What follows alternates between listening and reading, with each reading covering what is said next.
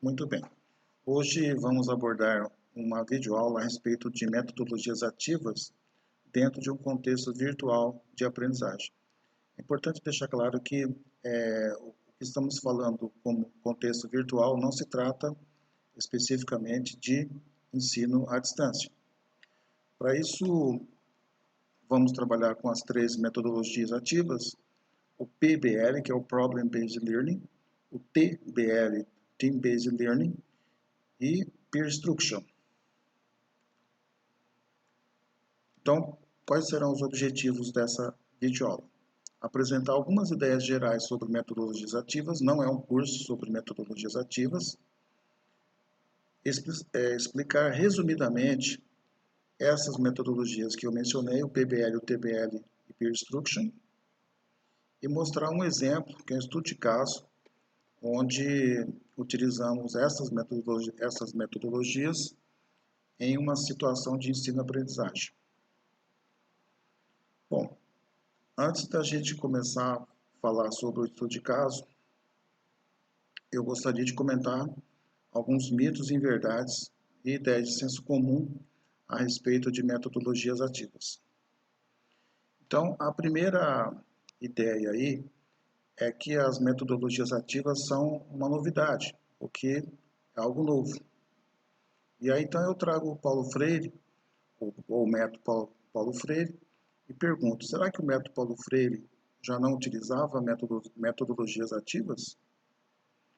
Então, quando falamos, por exemplo, o construtivismo de Jean Piaget, o sócio-interacionismo de Vygotsky, o construcionismo de Seymour Papert, o método Montessori, a teoria dos campos conceituais de Gerard Verneau, o método Reggio Emilia, que foi desenvolvido na Itália para a educação infantil, e outras metodologias. Será que essas metodologias não se utilizavam de metodologias ativas?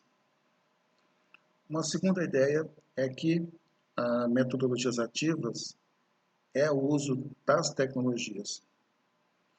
E aqui eu me remeto ao método socrático, onde Sócrates interrogava, fazia perguntas aos discípulos, e a partir dessas perguntas, desses questionamentos, era inferido, então, a conclusões, ou seja, os discípulos tiravam conclusões ou inferiam conclusões a partir de questionamentos. Então, nesse caso, qual era a tecnologia que o Sócrates utilizava? Então, isso não é correto dizer que metodologias ativas é o uso de tecnologias. Na verdade, as metodologias ativas não partem do pressuposto do uso de tecnologias. A gente sabe que as tecnologias ou a tecnologia é sempre uma ferramenta. Uma outra ideia bastante comum é que sempre o aluno aprende mais com o uso das metodologias ativas. E aqui então eu trago um exemplo da dança. Então suponhamos que alguém que não seja eu, alguém corajoso, se dispõe a aprender a dançar. Então nesse caso a dança, a gente sabe que a dança é uma atividade ativa, não é? Porque o professor não fica simplesmente teorizando, explicando numa lousa sobre dança, os alunos dançam. Mas eu pergunto, será que todas as pessoas que dançam bem, utilizam bem as técnicas? Então, qual é o conceito da palavra ativa nesse caso? Bom, então esse é um mito também. Aqui eu trago a contribuição de Ausubel, David Ausubel, que trabalhou muito sobre o conceito de aprendizagem significativa. Então, Ausubel dizia que o indivíduo aprende quando essa aprendizagem ela é significativa. Mas o que é nós termos uma aprendizagem significativa? Por exemplo, um aluno que estude para o vestibular, para passar no vestibular, ele está desenvolvendo uma aprendizagem significativa? E se uma pessoa gosta de astronomia simplesmente porque ela quer ser um astrônomo amador, nesse caso ela está trabalhando de forma significativa? Essa aprendizagem está sendo significativa? Ou simplesmente se desenvolvemos aí atividades como pintar, escrever, poesia, dançar, isso tudo não poderia ser significativo para as pessoas? Claro que sim. E nesse caso, será que em todos esses contextos, estas atividades estariam sendo aí desenvolvidas dentro de uma abordagem ativa? Bom, uma outra ideia de senso comum é de que a aprendizagem deve ser sempre algo prazeroso, principalmente se o professor utiliza metodologias ativas. Então, aqui eu trago o questionamento do que foi a vida, o trabalho de Stephen Hawking. Porque Stephen Hawking, todos sabem que teve uma doença bastante grave que limitava os seus movimentos. Mas mesmo assim, ele lutando com muita dificuldade, inclusive no final da vida dele, ele simplesmente movia apenas os olhos. Ele então conseguiu escrever livros, conseguiu escrever artigos. Então, será que para ele o uso da cognição, da sua inteligência, se resumia apenas em atividades prazerosas? Então, ele mesmo diz que a inteligência é a habilidade de se adaptar a mudanças. Adaptar a mudanças.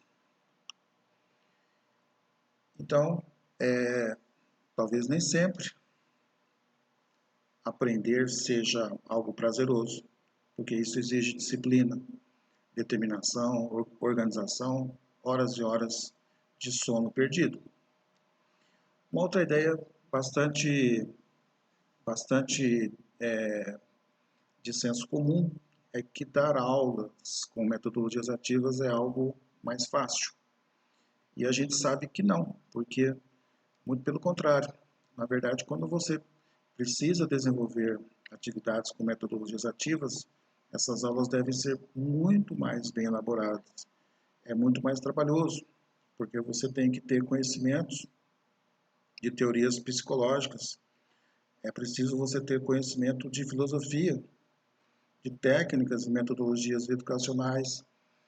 Por quê? Porque justamente você está lidando com um ser humano de uma maneira muito diferenciada. Bom,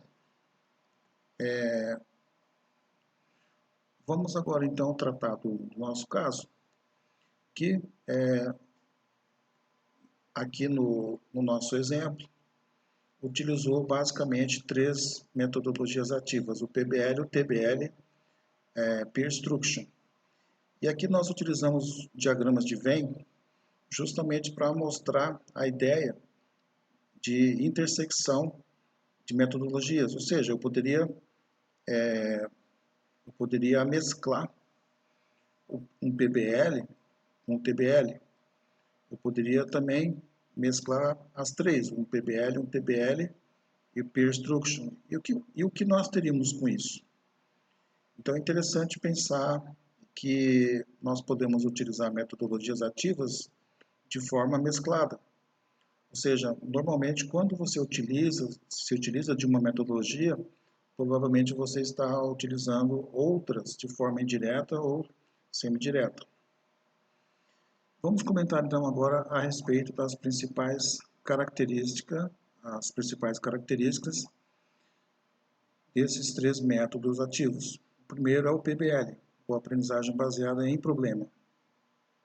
Então, o que é importante de falar é que quando o professor pensa em trabalhar um PBL, ele deve delinear um problema que tem um grau de complexidade, um nível de complexidade maior do que aquele que geralmente ele trabalha nas suas aulas de forma cotidiana.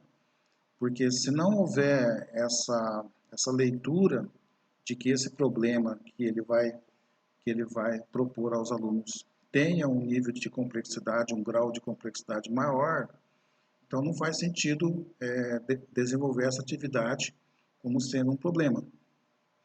O segundo ponto importante é que a provável solução ou resolução deste problema pressupõe que os estudantes vão utilizar uma combinação de três elementos. O primeiro é levar em conta os conhecimentos prévios dos alunos. Então, para isso que o professor realiza levantamento de concepções prévias. O segundo ponto é que os alunos também vão utilizar os conhecimentos adquiridos no contexto educacional, que no caso pode ser as próprias aulas desenvolvidas aí pelo docente. E o terceiro ponto, e o mais importante, é que para a resolução ou a solução do problema dentro do PBL, os alunos vão ter que trabalhar muito. E para isso, eles terão que pesquisar, eles terão que investigar, inclusive desenvolver novas competências e habilidades que provavelmente eles não tinham desenvolvido antes. Então, é necessário muito protagonismo, é necessário muita responsabilidade por parte do aluno. Senão, não é possível que ele consiga desenvolver um problema se ele não se empenha. Em relação ao TBL, ou aprendizagem baseada em equipe, quais são as principais características? Sempre parte-se da ideia da organização em grupo, mas essa organização ela pode ser feita pelo professor ou pelos próprios alunos e necessariamente não precisa ser fixa.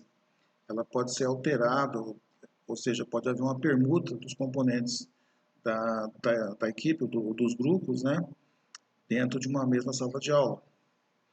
Segundo, há um pressuposto explícito, grifo a palavra explícito, que é sempre acordado e consensual de que deve haver a responsabilização de todos os componentes da equipe, ou seja, todos os elementos da equipe ou do grupo, eles terão responsabilidade no trabalho e no resultado final aí da atividade proposta. Então, inclusive, pode-se pensar em trabalhar até uma espécie de rodízio, né, das competências e das habilidades que cada um desses participantes do grupo tem.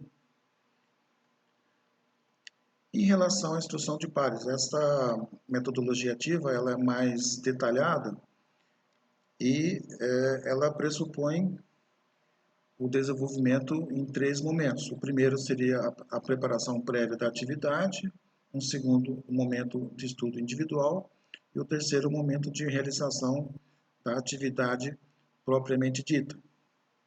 Então, para a preparação da atividade, o professor vai trabalhar previamente, anteriormente, com as competências, habilidades ou os tópicos e os conceitos ou informações que depois ele vai, então, trabalhar na segunda etapa, que é o momento de estudo individual. Então, nesse momento, o professor ele vai disponibilizar, ele vai fornecer materiais de estudo para os alunos. Então, esses materiais ele pode enviar por e-mail, por WhatsApp e outras maneiras aí. É importante que haja um consenso por parte dos alunos em relação a que eles estudem esses materiais nesse prazo, nesse momento aí que eles terão para fazer isso de forma individual e até de forma em grupo, né?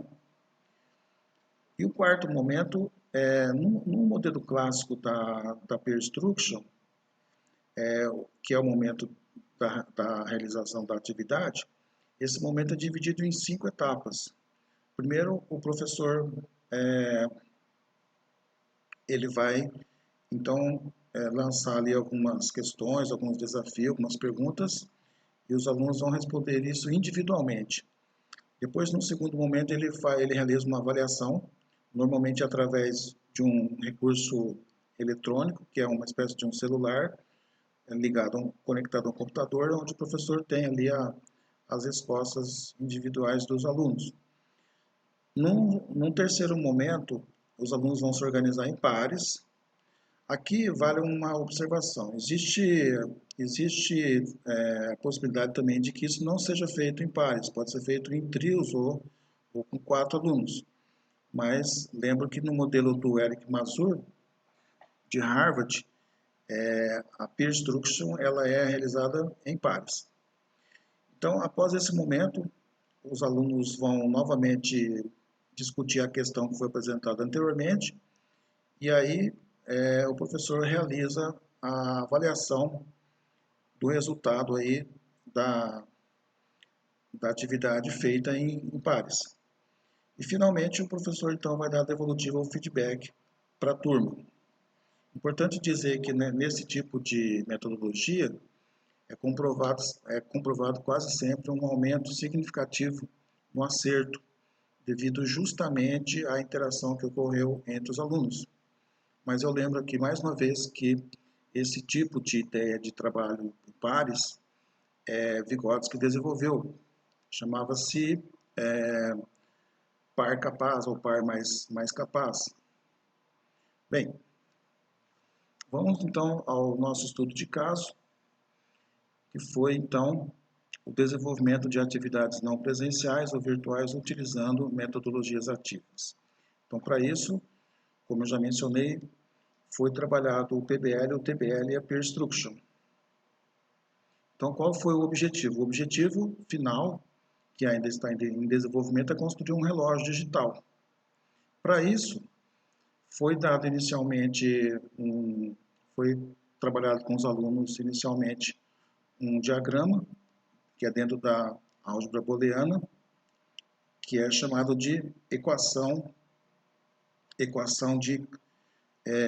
booleana. Depois, no segundo momento, a partir dessas equações booleanas, desenvolve-se um circuito no papel mesmo, pode ser feito à mão, e depois esse mapa ou esse circuito é transferido para um software, que é no caso aqui é o software denominado ISIS Proteus, onde o aluno então vai montar todo o seu circuito eletrônico nesse software, inclusive ele tem a possibilidade de testar o funcionamento do circuito. Então ele faz uma modelagem computacional, uma simulação computacional, onde ele pode verificar os erros e produzir as alterações necessárias. Depois, a partir disso, ele constrói uma placa de circuito impresso, que é a placa onde os componentes eletrônicos serão montados e, finalmente, o seu aparelho será desenvolvido. Muito bem. Então, como que foi a ordem dada, ou qual foi o problema apresentado em relação ao PBL? Então, como eu mencionei, foi dado o seguinte problema. A partir de uma expressão booleana, construir o circuito eletrônico utilizando o software ISIS Proteus. Então, nós temos aqui um exemplo de uma expressão booleana, e a partir dessa expressão booleana se constrói o circuito com as portas lógicas, NAND, NOR, XOR, NOT, e a partir, então, da construção dessas portas lógicas, esse circuito lógico ele é transcrito para o software. E a complexidade disso é muito grande, porque o aluno precisa ter um conhecimento a respeito do uso do software.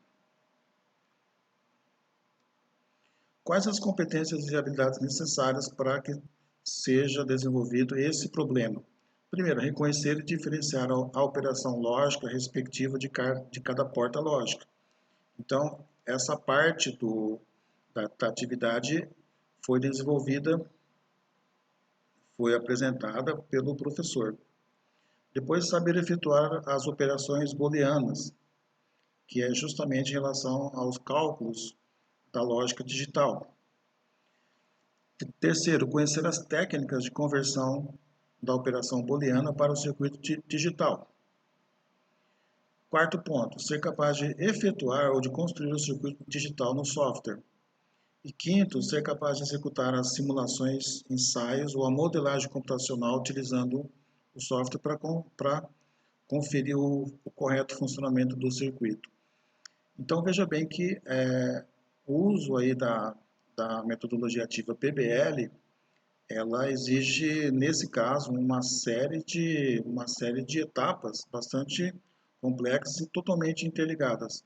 Algumas dessas etapas foram trabalhadas pelo docente, também de forma virtual, mas outras foram, foram orientadas para que os alunos, para que os estudantes desenvolvessem isso de forma autônoma. Por exemplo, a própria construção do circuito digital no software é um tipo de, é um tipo de habilidade que somente o aluno consegue desenvolver se ele realmente coloca a mão na massa, porque não há como ser diferente. É como dirigir um carro.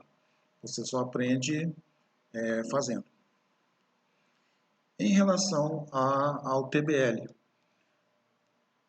então foi dado a orientação de que houvesse a constituição da equipe, mas que acontecesse as discussões onde aí os alunos procurariam compreender o que cada colega desenvolveu.